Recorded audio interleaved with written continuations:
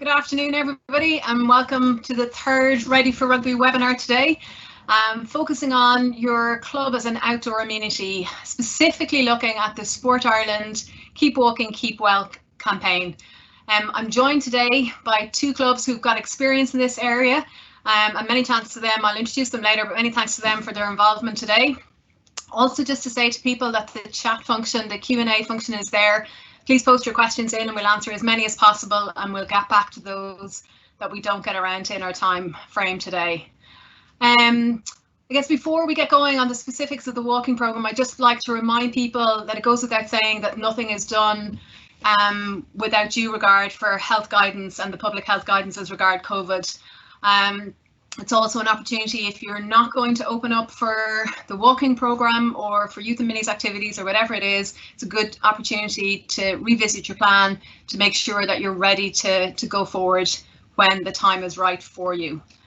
The Keep Walking, Keep Well campaign, I'd just like to give an outline of that. All of the clubs through their honorary secretaries would have received information about this in December. Some of you may be familiar with it as a concept from GAA, Healthy Ireland, Ireland Lights Up, that's run through Operation Transformation Time. It was hoped to go with the campaign then. Unfortunately, with COVID, it has been postponed, but we are hoping to start it now in the coming weeks. The purpose of the campaign is that Sport Ireland had invited clubs to open up their doors to the local community for the purpose of physical activity in safe environments. And this year, 5 other NGBs have been invited to be involved. I guess it's important to note that while this is a Sport Ireland campaign, we are a 32 county governing body, so this is open to the clubs in Ulster as well. So what's involved in it for your club if you wish to join, get involved in this programme? It is run with Get Ireland Walking, and it is one of the first stages is that you register as a Get Ireland Walking club, and that's important on 2 levels. 1, it's your insurance to run the walking programme, and 2, there's an app that will monitor the registrations, which is important for COVID tracking. And so there are 2 key benefits. In registering or in getting involved with this, you will need to nominate at least 1 volunteer to get involved. And I'm sure, I know Port Arlington have already been through this process, and they will probably tell us that they have at least more than 1, and the benefits to getting a few other volunteers involved in that. When you register to a walking club, you'll designate walking hours on this app, and people then will book. They can book up to 7 days in advance. They will get a booking reference number and they can show that to the coordinator on arrival at the club. And the slots are done in 10-minute and 15-minute booking slots. So it means that there is social distancing and it's a safe environment and there's no gathering of crowds as it goes along. So there's a couple of benefits, I suppose. I mean, one of the things coming up, it looks like youth and minis training will be back on pitch hopefully very shortly. And so maybe this is a good idea to target parents who are dropping them down. Previously, they've maybe stayed in cars or they've dropped kids and gone away. This is an opportunity to offer them their physical activity, which we now know is important more than ever. And it's aiding our mental well-being as well. So the family can exercise as a whole at the club. In addition, we'll hear from Ballynahinch, where the group that run this programme in their club is former members and people who are retired, and it's a social connection for them as a community group as well. So rather than probably me speaking about it, I might ask a few questions of those involved, and we can have a look at the benefits of being involved in the programme. I suppose when the information went out, it is important to say there is a small club grant there to help clubs get involved. So, for example, you would probably need extra COVID signage, extra hand sanitizer, high-vis jackets for volunteers, a set of cones to mark out a safe area. There is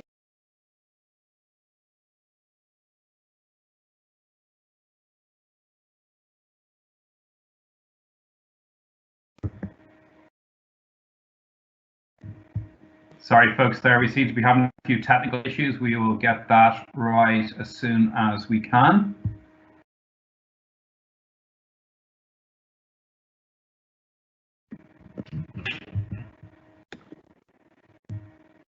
So if you just bear with us now, just trying to get Anne-Marie back and we'll continue as soon as we can do that.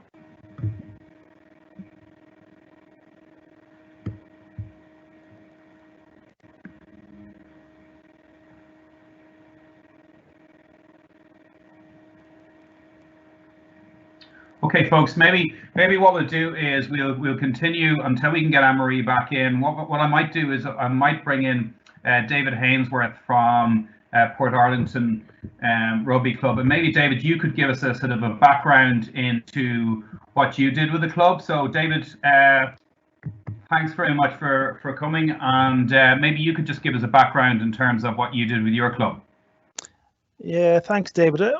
It's kind of started as a structured development. Maybe 3 or 4 years ago, we were kind of people dropping the kids to training and then going for a walk around the pitch, around the perimeter of our pitches when the lights were on, and then coming into the clubhouse, having a cup of tea, having a chat. So it was kind of starting to get quite popular. So we kind of, at the same time, we were going through a strategic review of our facilities, and we said, okay, we'll have to look into providing a dry, clean walking track rather than people coming in and dragging muck around the place. And did a bit of investigation, and for a relatively kind of cheap cost, we installed a 720-meter walking track around the perimeter of our 2 pitches, and it's really gone from there. Numbers have grown because it's a dry, secure underfoot facility just to walk around.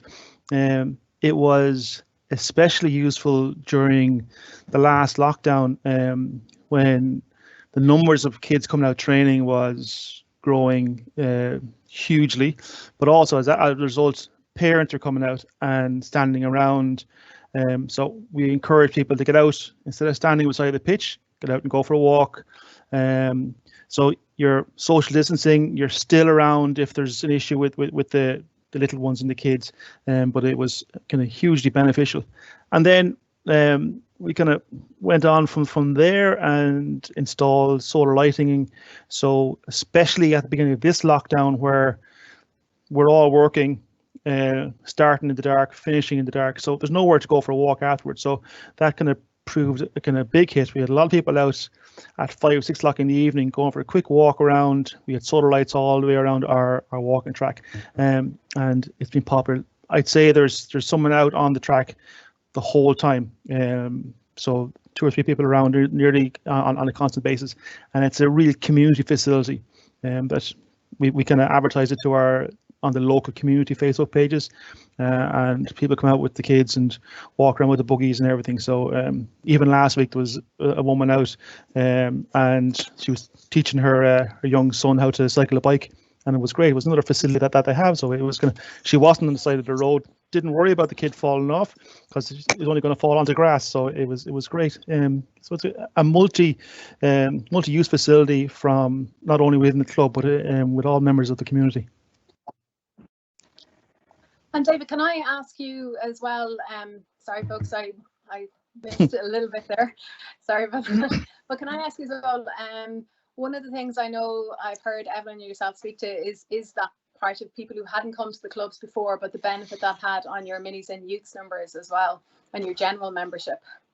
Yeah, I'd say that the numbers growing for the benefits we found was in volunteers, because people were coming out. We were seeing them. You know, it's very hard to go to approach somebody when they're sitting in a car. You knock at the window and you frighten the life of them. But when they're out walk around, you make the approach. So our volunteer numbers have grown as a result of people being out and walking, and we say hi, and they know people around. They see us all around with our high-vis jackets. They see all the COVID coordinators around, so they know it's a safe environment. And as a result, they want to get involved with the club in any way they can help. So even if it was going to be an additional coordinator, helping out as a team manager, helping out with the pods, making sure that the groups of 15 weren't exceeded. So it was all hands to the pump. But because they were out and walking, that initial contact was much easier. And I know that you've expanded that now, and you have a walking membership available. So it doesn't have to be about join as a rugby member. You now have a walking membership. But what other benefits and what other things have you done in that area? We have a walking membership, and as I touched on there, we've installed our solar lights, so we get sponsorship options on the solar lights. So on a financial basis, the track is like it's paying for itself at this stage. But also the added benefit, and it's an unseen one we kind of noticed, is because there's somebody in the club the whole time, there's that kind of security element that was there. Like last summer when there's no one around, we had a break-in in the club and a bit of damage is done. But now, because there's somebody out, there's a car and a car parking here the whole time, you're not getting, we're not experiencing the antisocial behaviour that we may have done last year. Just an added benefit. We were chatting about it on our last committee meeting, because with the cameras that we kind of say, oh, people out the whole time, and that was it. It's just another added benefit, which is great. Perfect. Thanks, David. I might turn to David Workman now. Just to say to clubs, it's not necessary that you have to have somebody called David involved in this walking program, but it seems to help. David, can you go back as well and tell us? I know you're up and running since 2019. Yes. But just tell us a little bit about the background of getting up and going. And again, I'm sure you could probably echo some of those points in terms of the benefits to clubs. Well, about 5 years ago, we erected a community gym, and we saw the benefit of that. In 2019, I attended a meeting of ORNI, which is Outdoor Recreation Northern Ireland, and they were promoting walking trails for health and well-being. So I thought, we have the facilities, why not try and use it? So the ORNI delivered the programme, and it was supported by Sport NI and the Newry Morndown District Council. The background of the trail, which we call it the Hinch Community Trail, it's 1.4k in length, and goes around all four pitches, and as well as that, there's 3 areas of different type of woodlands. It's well signposted, it's gravel pathed, and suitable for people with disabilities. It also includes 2 picnic tables and benches. And then in 2020, we further enhanced it through a grant from an environmental focus. We erected 8 raised beds, and we've planted all those out with shrubs, and we've also planted a further 200 trees just to improve the environmental thing of the club. The trail is actually maintained by, we have a group of retired members who meet on a Wednesday called Ground Force. So they actually do the grass cutting and painting and things like that, but responsible for the maintenance of the trail. It really is a very valuable asset, and during 2019 we had 14,500 people walk the trail. It's open 24/7, just a bit like Port Arlington's. There's ample car parking, which helps the local community. It's very much community focused, and we did see a substantial rise in people walking the trail when COVID came in March. Now, we don't have any walking programs as such because of COVID, although before COVID came, the many rugby parents and youth rugby parents had ad hoc walking groups, but that is the plan to organise a proper walking group once COVID is over. Now is the chance. Now is the chance. Yeah, that and just to say, I suppose the fact sheet that we will send out in terms of getting involved with Get Walking Ireland, it does actually give you the 21-day walking challenge, and we've also got a few other ideas on it. And yes, obviously with social distancing, it's a little bit more limited to, but that's where you're hoping to go is to create a walking track as it goes. There's a couple of questions coming in. Rough costs of the tracks. David from Port Arlington, you mentioned that it's paying for itself, but maybe you give a few more details for clubs there.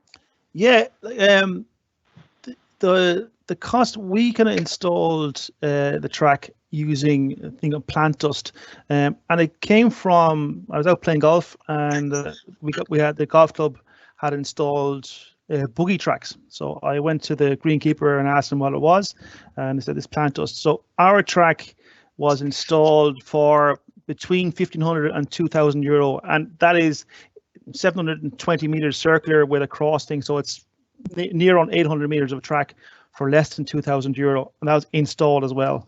The guy who installed it is the same person who comes and would spread sand on our pitches during the summer. So it's the ground maintenance, same facilities, same machinery. So it is relatively kind of low on cost. Okay. And can I ask as well, just maybe David Workman, you mentioned around the number of people who are involved in the maintenance of it, a committee of about 12 to 15 of you in that group, and a group of past players, so nice for them to come back and still be involved in the club. What kind of issues, I mean, in terms of litter and any of those other kind of issues that you need to be mindful of when ground force are at its best? Yeah, well, we have no real issues with litter, thank goodness.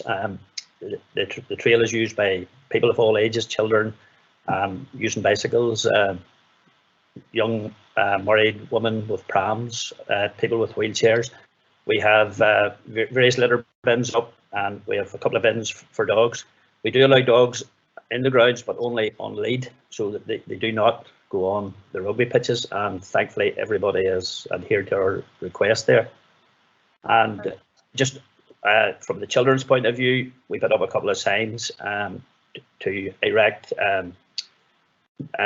bird boxes and bird feeders, and with 40, I think it's 40 bird boxes erected in the last 2 or 3 months, and 20 bird feeders.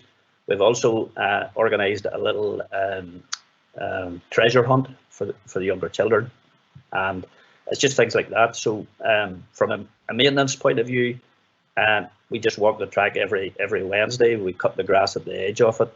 If there's any ponding, we sort it out, but there hasn't been any real issues whatsoever. Perfect.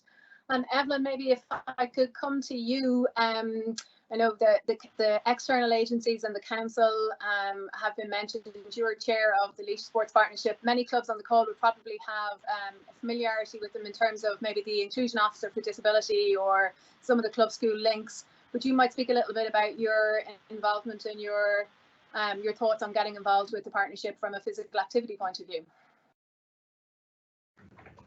Yeah, Anne-Marie, I am the chairperson of Laois Sports Partnership, and for those that you don't know me, I'm Evelyn Smith. I'm also the inclusion officer for Portarlington Rugby Club. So we've done a lot of development over the last couple of years with regards to walking programmes in the county.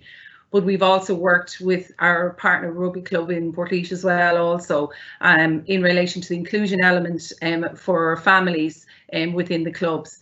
And within Portarlington Rugby Club, there's been great opportunity of which the club has availed of, as of many other clubs as well, where Sport Ireland provide funding for clubs around the area of physical activity.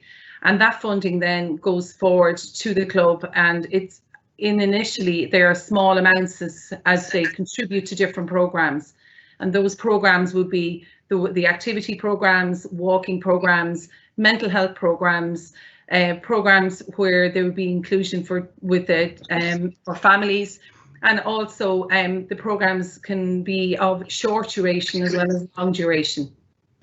It's really important that all the other clubs know about your local sports partnerships, as they will provide you with that local funding as well.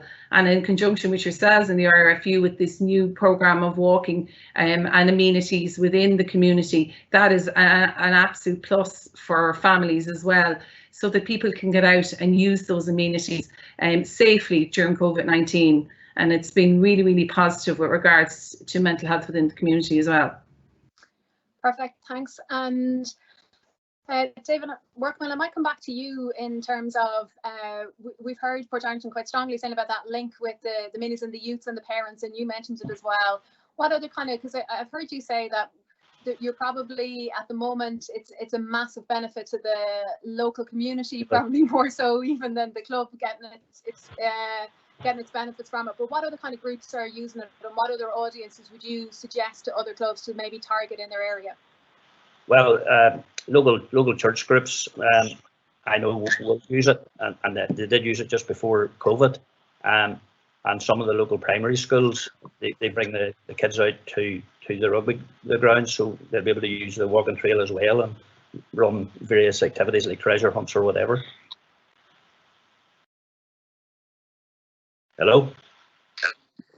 Yeah. Oh.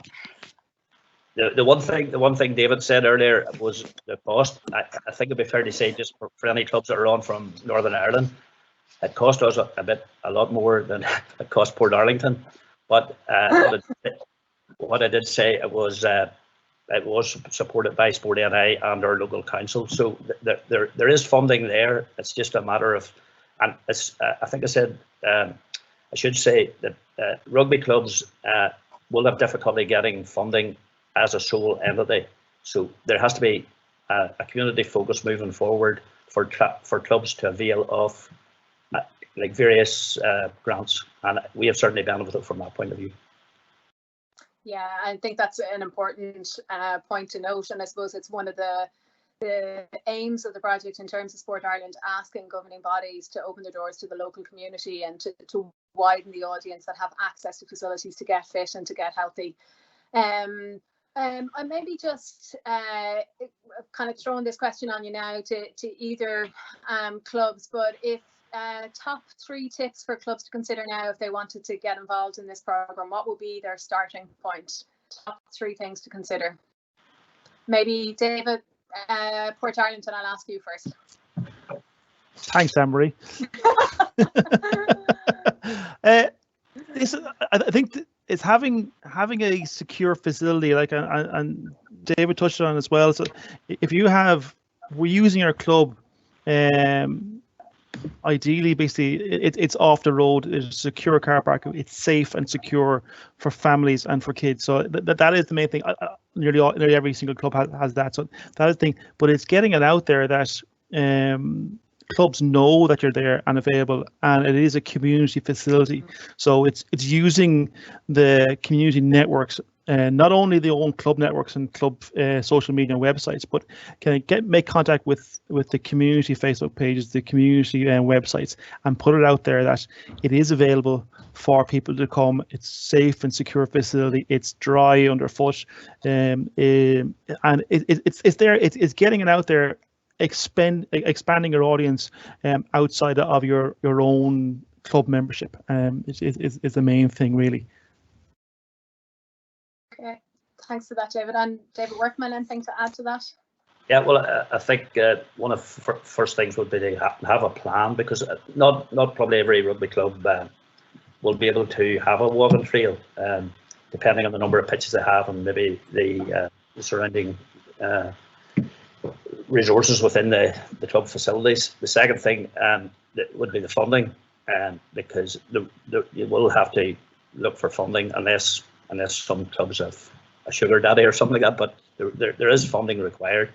And thirdly, then there's the maintenance of there's no point about a facility and if it's not maintained. And as David said as well, this is not just for members, this is for the community at large. And I certainly, and David could as well, we could thoroughly recommend what we have done to any rugby club or any club in Ireland, north or south. Thanks for that, David. I think it is important to notice that, that not every club will have a walking track, and it's not possible for that to be your starting point. That you mentioned you started this 5 years ago, so there is a bit of a development plan in order. But it is, I suppose, important to point out for this particular scheme, it is not necessary to start to have a walking track. And you can maybe find a safe area around the grounds where you could set out a little walking track where people can walk, and maybe using it as a pilot project to see if this is the right program for you to embark on over the next couple of years. But I think we can see that there is huge benefits for your increased membership, your increased volunteers, your exposure in the community, which opens up doors possibly to sponsorship and access to other grants as well. I'll just maybe go around each speaker and see if there's any one point that we haven't touched on that they'd like to mention. Evelyn, you're nodding your head there, so you might have something you want to mention at this point that we haven't spoke about it already. Yeah, a couple of things, Anne-Marie, just for people to keep in mind. Number one, register with their local sports partnership. Number two, register with Get Ireland Walking. Number three, engage your parents. Your parents are your source. They're the people that are going to be using the club. They're the ones that are dropping the kids off. Link in with your club committee and your CCRO and ensure that the information that you're hoping to get out to your community around positive well-being, positive mental health and your walking activities, that they're communicated widely amongst the members of your club. And small amounts of money go a long way. It's really important to know that. Perfect, thank you. David from Port Ireland, do you have anything to add to that? Just one more thing, touching on a point you made there, Anne-Marie, in regard to not having the space. Like, if you think about it, every rugby pitch has an area where people stand in the sideline, and that is where it starts. So like, if you have a dry sideline, you're going to have more people standing on the sideline supporting the teams, and that is where the tracks. Our track generally is, because we don't have a huge amount of space around our pitches. So literally 1.5 meters or 2 meters of a kind of secure, dry underfoot facility. It doubles as a walking track and it doubles as a facility for people to stand and watch a match. Perfect. Yeah, I think it's starting and maybe the walking track and making the connection with the golf club to get that proper surface down is maybe a couple of seasons away, but it is possible to start small and build on it. David Workman, anything you want to say that you haven't already said? Yeah, well, just outdoor recreation. I've done a survey on our walking trail. We're just waiting for the final results, but a couple of things that did come out of it was to enhance it. David has really beat me to it, and they have solar lighting. So because it could be used, as I said, our club's open 24/7, so it could be used late on in the evening, and as well as that, to provide a coffee machine. So those are a couple of things that, you know, we can never stop but keep enhancing the trail for the benefit of everybody. Perfect, and I think it is kind of a key point. We say that rugby is a sport for all, and we mean the rugby club is a place for all. We're welcoming, we're inclusive, and the walking track can be a lovely way to get you on that journey. I suppose Evelyn mentioned there the Get Walking Ireland app. It is if you apply for this one, it is a funding condition. Every honorary secretary should have the information in the clubs. We will, after today's recording, send out further information on it, information specifically around the Keep Well, Keep Walking campaign, and also a few other ideas that might be there around engaging the local community and using your club as an amenity. I guess one of the ones that has come up repeatedly is that target audience of parents with youths and minis. You may remember the Welcoming Clubs Toolkit was published by IRFU, and it is available for all clubs. You'll probably find you've given out a number of them, but we can certainly, through your provincial staff, get more copies of that to you. And it could be a nice way to make the connection with people in the club who particularly may have had no connection with rugby before, but this is their first foray into it, and it's nice to create that welcoming and inclusive environment for them. I'm not sure if we've covered all the questions, but I am conscious of time. I'd just like to reiterate a couple of points, and particularly Sport Ireland are planning to launch this on the 5th of April. Northern Ireland, you have different guidance where your club may be opened already. Training will return on the 12th of April, so you might be slightly ahead of us in that regard. But it is important that you register with Get Ireland Walking and get that application form into us.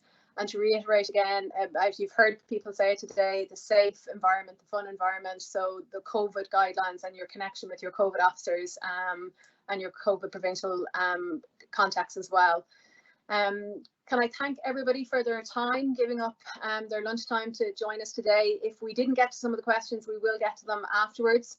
Can I thank our speakers for giving up not just their time today, but also in preparation for it and for the amazing work they're doing in this area. And I hope you have encouraged some of the clubs on the call to get involved. And I'm sure you won't mind me volunteering you as contacts if people have other conversations and questions in the future they'd like to know more. I see heads nodding, so that's good. Can I thank everybody for their time and look forward to discussing this further with clubs, and thanks for joining us today.